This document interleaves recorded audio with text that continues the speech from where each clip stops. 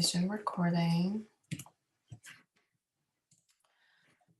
So the World War II was brought to a terrifying end on August 9, 1945, and when the United States dropped an atomic bomb the Japanese city of Nagasaki. The United States and the Soviet Union had emerged from the war as the two dominant superpowers were entering into the prolonged nuclear-armed standoff known as the Cold War. So we are going to see the art movement about that era. And the center of artistic energy had shifted. Several developments had paved the ways for this flowering of advanced art in America. So one was the founding of the Museum of Modern Art in the New York City in 1929. So this is the timeline. The modern art we learned last week, and the art movement arose in Europe since foundation of Louvre Museum in Paris. However, after the foundation of the Museum of Modern Art in the New York City, the art trends moved from New York to America. And the painters associated with the first major post-war art movements are commonly referred to as the New York School during World War II. And there are diverse art movements and art styles emerged in 60s and 70s in America. And today we are going to see the abstract expressionists of the New York School and pop art in 60s and 70s. So the New York School was a group of painters, also known as the abstract expressionists. Abstract expressionists were Jackson Pollock and William de Kooning. They're the most famous artists in the group of abstract expressionists. So this is the first artist, Jackson Pollock. And he was an American painter and a major figure in the abstract expressionist movement. And he was widely noticed for his technique for pouring or splashing liquid household paint onto a horizontal surface, enabling him to view and paint his canvases from all angles. This is his painting. So Jackson Pollock had perfected his drip technique named the action painting. Please remember this term, the action painting.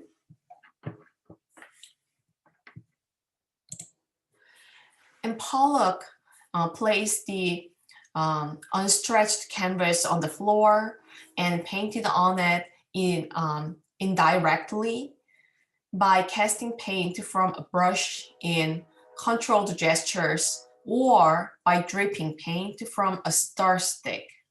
Layer after layer, and color after color, the painting grew into an all-over tangle of graceful arcs, draped lines, spatters, and the pools of colors. And this is the next abstract expressionist artist, William de Kooning. William de Kooning was a Dutch-American abstract expressionist artist. In the years after World War II, de Kooning painted in a style that came to be referred to as abstract expressionism or action painting, and was a part of a group of artists that came to be known as the New York School. So this is de Kooning's painting.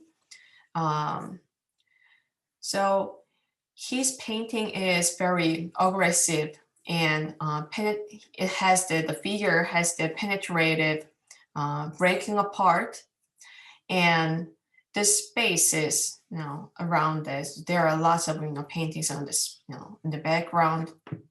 Looks very aggressive, and that is called action painting. That technique is action painting. And this is another his woman painting series.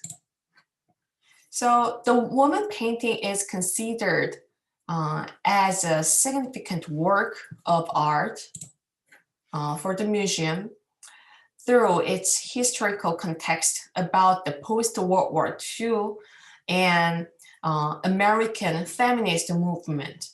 And he once believed the history of female representations as the idol, the Venus, and the nude.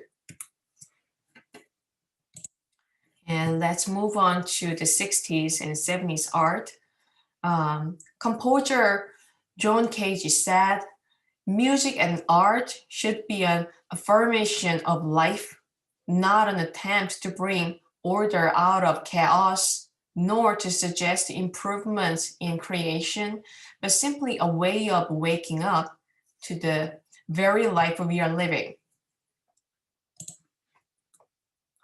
Like the Dadaist of 40 years earlier, we learned Dadaist last week in the modern art.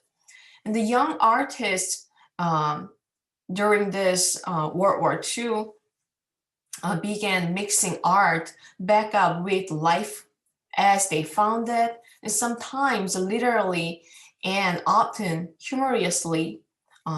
Critics called that trend Neo-Dada, means new Dada. So during the 60s and 70s, the directions that had been set out in the previous decade were continued, questioned, and complicated by new trends. So the first art movement in 60s and 70s we are going to see is pop art. So pop for popular. And the artists of pop found the gold mine of visual material in the mundane, mass-produced objects or images of America's popular culture, such as comic books, advertising, billboards, and packaging, and the ever-expanding worlds of home appliances and other commodities. And photographic images from cinema, television, and newspapers. So like Neo-Dada, pop drew art closer to life, but life as it had already been transformed into images by advertising and the media. So we are going to see three pop artists today. The first artist we are going to see is Andy Warhol. So probably you've heard about that artist. So he is born in Pittsburgh to working class immigrant parents. Warhol earned a degree in design at Carnegie Institute of Technology in 1949. And he was an American artist, director, and producer who was a leading figure in the visual art movement known as pop art. So this is his illustration work. His goal was to become a commercial artist, and within a year of arriving in New York City, he had top assignments from Glamour magazine, Harper's Bazaar, Vogue, Martini and Rosie, Columbia Records, and many others. And his whimsical line drawings of cats, butterflies, and especially the woman's shoes, this one, made him one of the most sought and highly paid illustrators in the city. So after working as an illustrator for only a few years, Warhol reinvented himself as a fine artist. He based his paintings on imagery he found in the American mass media, such as news photos, celebrity headshots, film stills, comics, logos, and advertisements. To convert his source images into paintings, Warhol made them into photo, silk screens, or screen printing. We learned that before, where um, uh, he printed them on the canvas, smudges, misalignments, and inconsistencies were accepted, giving the paintings a handmade appearance despite his use of a commercial process. So there is a video about Andy Warhol's silk screen work process. It's going to be really fun. So please watch it for your understanding. So this is his work, very famous, painting, Marilyn Monroe, and it is made by the silk screen technique, the printing technique. So sometimes the paintings include a single image like this, or like this Campbell Soup series. So these become larger than life, iconic portraits, while those printed in Greece suggests the way that repetition can simultaneously embed an image in one's memory and deaden its effect. These fresh, innovative works are considered icons of pop art, a movement that both critiqued and celebrated post-war American consumer culture. And by the end of the decade, Warhol had become a celebrity in his own right, equally famous for his platinum wigs and the star-studded parties he threw at his history, the factory, as he was for his paintings, drawings, sculpture, and film. And he called his studio as a factory because he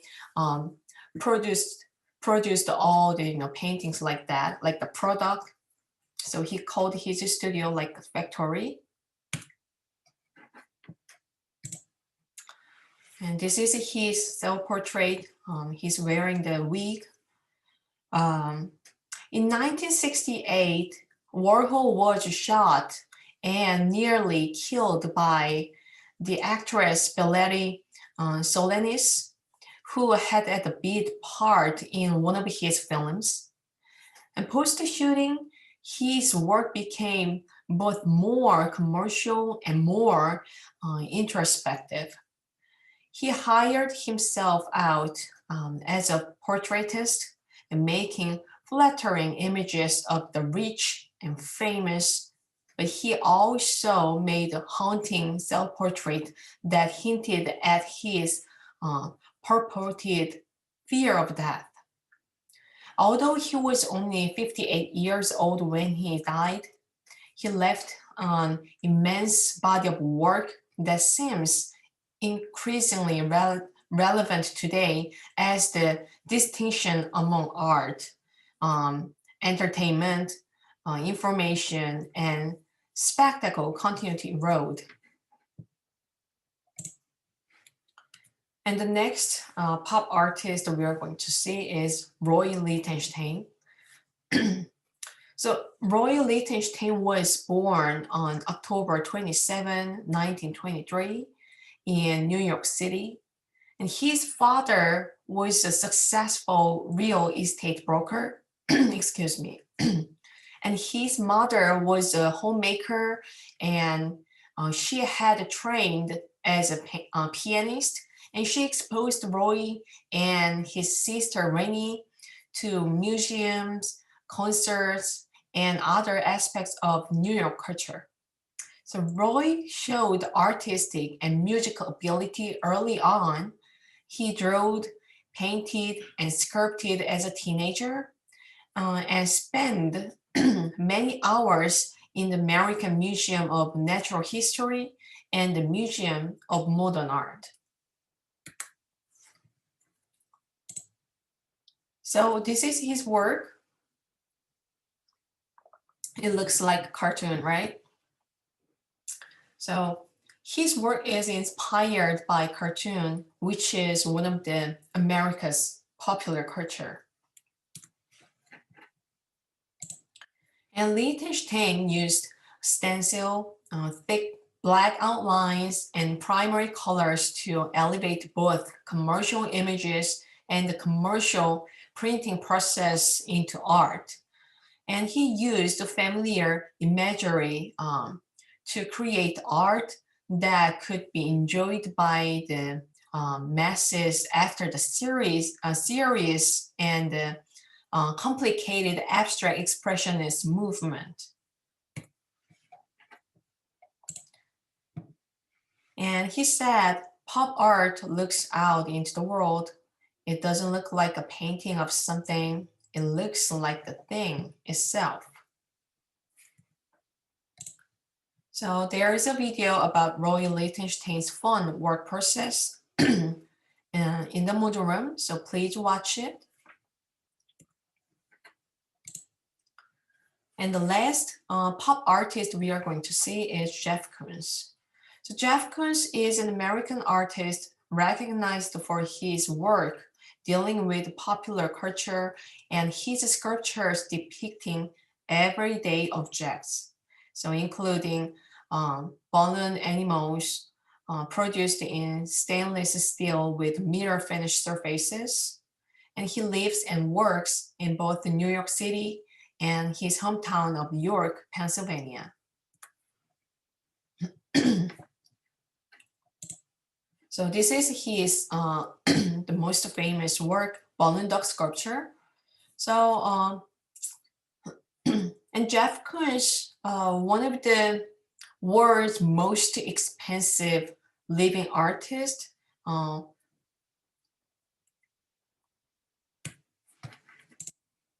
And this is his another work series, Hulk Elvis. So works from the ongoing series Hulk Elvis range from precision machined bronze sculptures, and it is inspired by an inflatable of the popular comic book hero and extruded in 3 dimensions. For Koons, the character represents not only Western comic book culture, but Eastern guardian gods as well. So he said, like, they're there as protectors, but at the same time, they can be very, very violent. So the Hulk are like that. They're a really high testosterone symbol.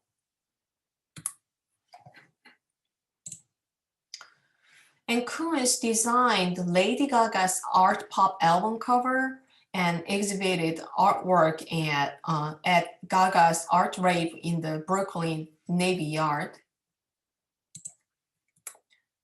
And there is his interview video about his work of art. So please watch it for fully understanding this amazing artist. So we are going to continue to see the 60s and 70s art and the postmodernism art in the next class. All right, let's see the discussion first. So this is today's discussion. So we just learned pop art, and please write America's or your home country's popular culture and tell us your favorite pop culture with a brief reason. And you can attach images to show your favorite popular culture. So that's today's discussion topic. Please post your discussion by tonight and reply to your peers by tomorrow.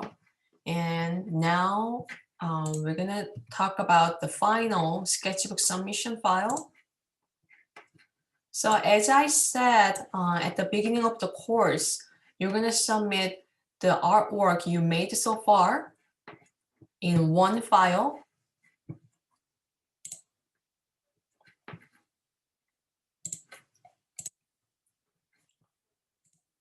So, excuse me. So let's see the guide first. So unfortunately, next week is the final week, so the late submission is not acceptable. So please submit the final sketchbook submission file by this Sunday. Please submit it on time. And the sketchbook submission file form is provided in week 15. So let me show you where it is. So this is week 15. So here, by clicking this link, you can just download the form, and you can simply just, copy and paste your finished artwork in this form. So let me go back to the guide. We've made 11 pieces during this course, but you just submit at least 8 pieces completed artworks for the final sketchbook submission, but you should finish all the artwork. And if you submit all the 11 pieces completed artworks, then you will get extra credit to upgrade your final grade. So this is a really good chance if your the exam score or participation score is low. Please use that chance. And please upload the final sketchbook submission file in week 15. So let me show you. Can you repeat that from the last slide, please? Okay. What do you say, Brendan? Can you repeat what you said about the sketchbook, please? Okay. So by this Sunday, you have to submit the artwork you made so far, but it should be completed. Please submit at least 8 pieces completed artwork. And if you submit all the 11 pieces completed artwork, then you will get extra credit to upgrade your final grade. Okay? Okay. And the form is in the week 15. You can just download the form and copy and paste your works and upload it in the week 15, the final sketchbook submission, assignment folder, okay? Okay, thank you, Professor. You're welcome. So let me share the form I made. So this is the actual final sketchbook submission form, and you will just type your name here on the first page and paste all the artwork pictures with the short description from the next page. And if you want, you can make your own form to submit this final sketchbook project file. You don't need to use that form. So this is our first project, logo design with your name. So there is a number, the sketchbook 2.2, and the first number means the week. So it was made in week 2. So you can go back to the week 2 of the model room. Then you can just copy your description and paste it here. It's simple. And so for this this logo design project, you should write which theme of art you use in your logo design, in your name design, and the reason why you choose the theme to represent yourself. you must wrote the description in the Moodle room, so you can just copy and paste. And remember, your final work must be same as the one you showed in the Moodle room as the process. Because some of the students submit different artworks or paste someone else drawing images from the internet. Don't do that. So your final work must be same as the process work you posted in the Moodle room during the course. And if you submit different artwork with the process, then you will get 0 point for the final submission. So it will be okay now if it doesn't look great, because I know the process. Just complete that work, all the work. All right, so this is the second project we made, pattern design. For this project, you should write colors and shapes you use in this pattern design. And this is the third project, asymmetrical drawing. For this project, you should write which asymmetrical balance type you applied in your drawing, because there were 6 types of the asymmetrical balance types. And the fifth project is, the fourth project is collage. For this project, you should write what you represented. And the fifth project is t-shirt design. For this project, you should write which popular culture you applied into your drawing. And the sixth project is photography. For the short description of this project, you should write why this photograph represents yourself, because it was about yourself. And this is the seventh project, morphing drawing. You should write what kind of things you morphed in the drawing. And this is the eighth project, mosaic. And you should write what you made and where you want to decorate with that image. And this is the ninth project, perspective drawing. And you should write which option you drew. And this is the 10th project, hand drawing. And you should write what kind of the Baroque art style you applied into your drawing. And this is the last project, transformational self-portrait drawing. For this project, you must show 2 works. One should be representational self-portrait drawing or your photo, and the other one is non-representational style self-portrait. And you should write what kind of modern art applied into your non-representational self-portrait. So that's it. Do you have